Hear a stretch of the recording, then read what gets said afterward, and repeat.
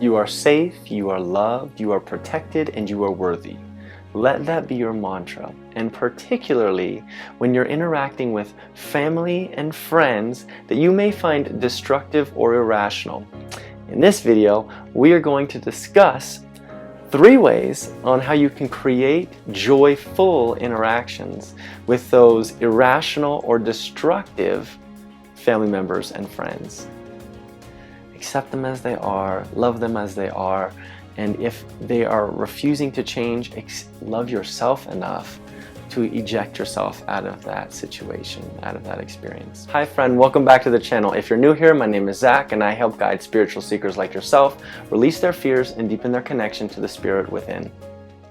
We all have those friends and family members that we may find a little disruptive, hyper irrational, hyper emotional, where they're allowing their thoughts to control them and therefore their emotions run their behavior and their words rather than them being still and silent and centered.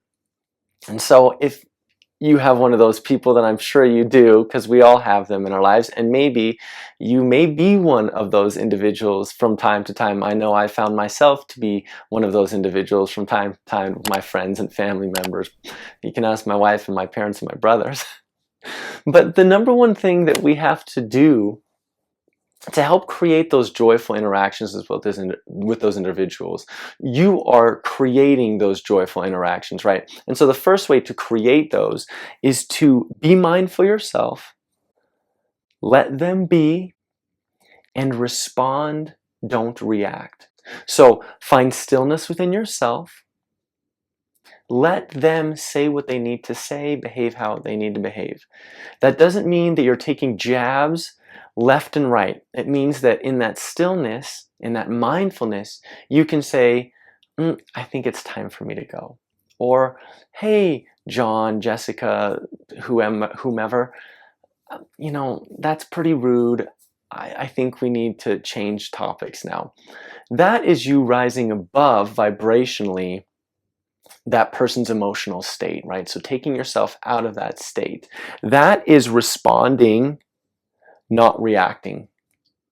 We all react, and there's times when we need to react. We need to react very quickly, the fight or flight or freeze response, but it's a response, not a reaction.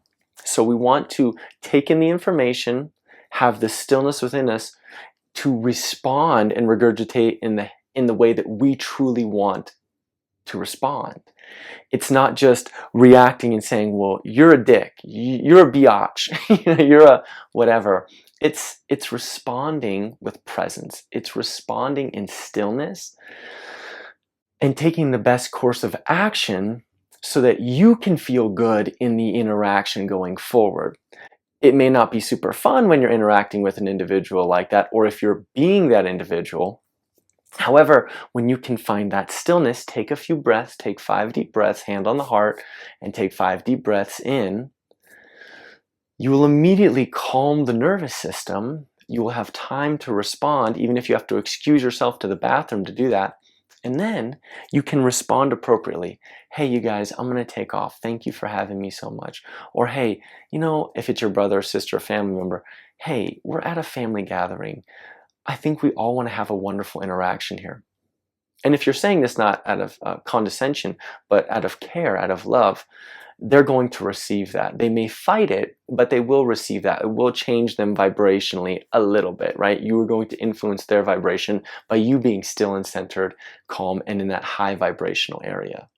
And one of the best things to do with somebody that is in that hyper irrational state in the moment is to not respond at all. Sometimes the best response is no response at all. We don't have to say anything. We don't have to behave any type of way. We just can be still within ourselves and allow that energy, that aggressive energy that can be acting like a cobra, to be moving around us. And we could be still like the mountain.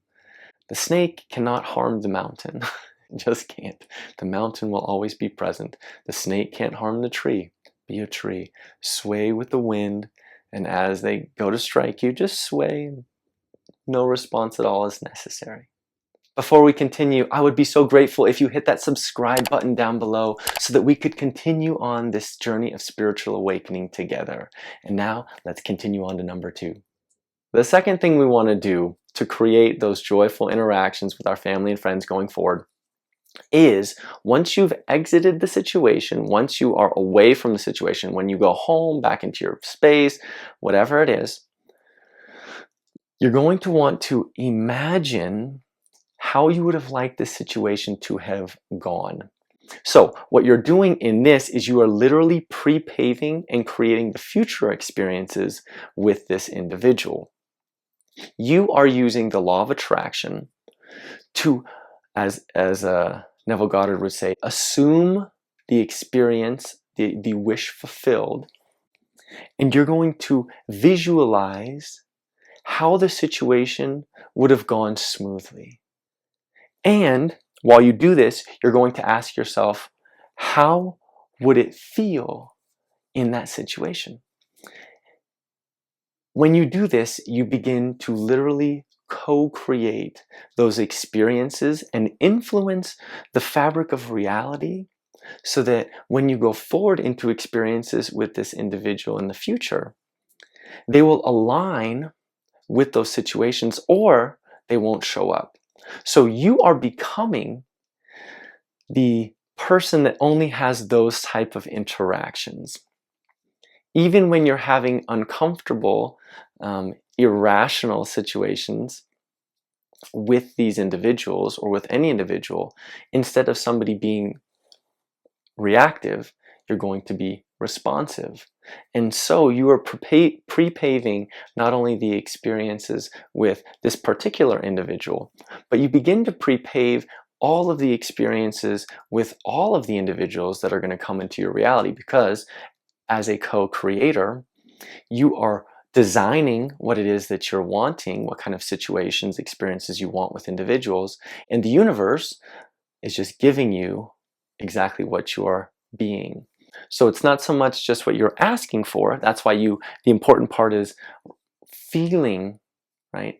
In that visualization state, feeling yourself actually having a wonderful interaction with your family or friend, smiling, laughing, playing with them, playing and having a joyful co-creative dance together.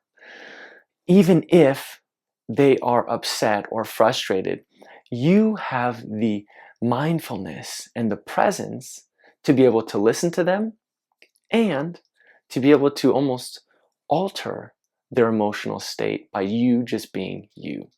That is the beautiful thing about the law of attraction. You bring into your life, you attract situations, circumstances, people that are going to match your vibrational state. And so when you're visualizing and you're feeling yourself in that state of awareness with the other individuals, you are creating those future realities. That is the promise of the law of attraction. You get what you think about, and you attract what you are, not just what you want. Now, the third way that you're going to create those beautiful, joyful interactions with your friends and family members is to play 5 minutes of the Wouldn't It Be Nice If game, or write in your list or book of positive aspects. Now, these are Abraham Hicks teachings, but they work magnificently. If you have a difficult time visualizing, which some people do, you can just begin saying in your mind, wouldn't it be nice if I had a wonderful interaction with that person? It may be too big of a jump vibrationally for you if you're really pissed off and you're really angry and frustrated and you're trying to go up into joy. So you could say, well, wouldn't it be nice if that person just didn't show up next time? That would be nice. Wouldn't it be nice if that person, when they came in, just was, at least somewhat peaceful? Wouldn't it be nice if that person brought something next time? Wouldn't it be nice if that person really gave something to the conversation, into the interaction? Wouldn't it be nice if that person, and then playing that game of working yourself up. You can do this in your own head. You can do this writing. Writing oftentimes makes it a little more tangible, and it makes it a little bit easier. The list of positive aspects, I have a very difficult time with this one. but it works. So if you can write down a list of anything that you think is wonderful about the individual that you're really frustrated, annoyed with, they will begin becoming that to you. You will begin attracting those aspects of those individuals into your interactions while they take those other aspects with them into their other daily interactions with other people. If you are, which you are, the creator of your reality, if you list off all the beautiful things about the individuals that you interact with, they become that to you. If you look for beauty in the world, you will find beauty. What you look for, you will find. And so you are just looking for positive aspects. You can play the wouldn't it be nice if game. These are just ways to elevate your vibration on that specific individual. We have vibrational set points on all types of different things. Every situation that we encounter, we have different vibrational set points. And so with a particular individual, we're going to have vibrational set points. We're going to have, when you meet a person, you're, oh, that person's really a bummer. Oh, that person's really joyful. I love being around that person. Oh, that person really complains a lot. Oh, that person usually talks about themselves a lot. Oh, that person thinks they know it all. Am I talking? Is that me? Oh, geez, sorry, that was me. But playing 5 minutes of that game, this can happen on that right after you visualize the way you wanted that situation to go, right? You were creating it when you were visualizing it.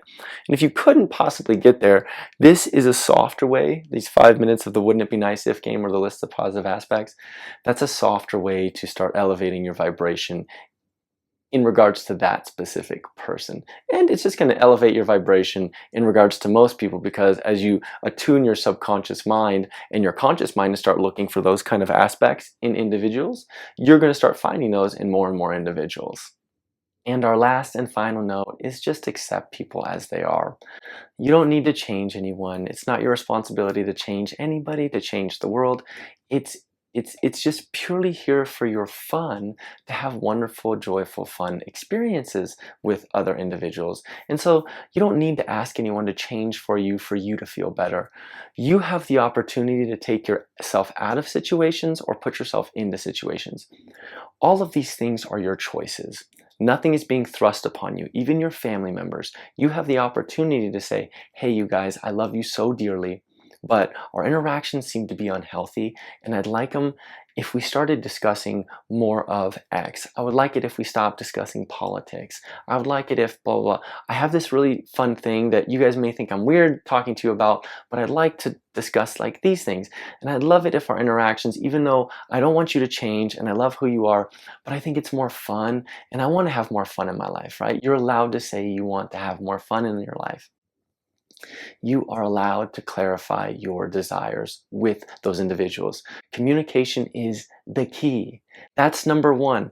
I didn't put that up there, but ultimately this all comes down to you being still within yourself and communicating effectively. If you don't have the proper communication tools, you might want to take a class on those. There's plenty of, university classes or even community schools you can go to that will help you clarify your own communication skill set. If you don't have a skill set, work on it. Work on the tools. You can develop the tools. It's possible. Accept others as they are. Love them as they are. That's the ultimate. That's when you've hit the peak.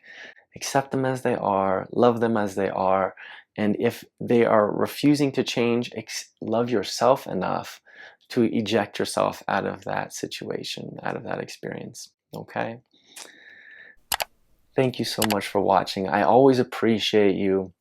You are safe, you are loved, you are protected, and you are worthy. Make that your mantra and never forget it. You have all of the love and all of the worth within you. You don't need to earn it. And other people don't have to show you that you are worth that. You are worth that. Once you realize that, others will show up for you in that same space. Okay? I love you so much. If you liked this video, check this one out. I think it'll help you out on your spiritual awakening journey. I'm so grateful that you watched this. I look forward to interactions going forward. And until then, be well. Love you. Bye. That was a fun one.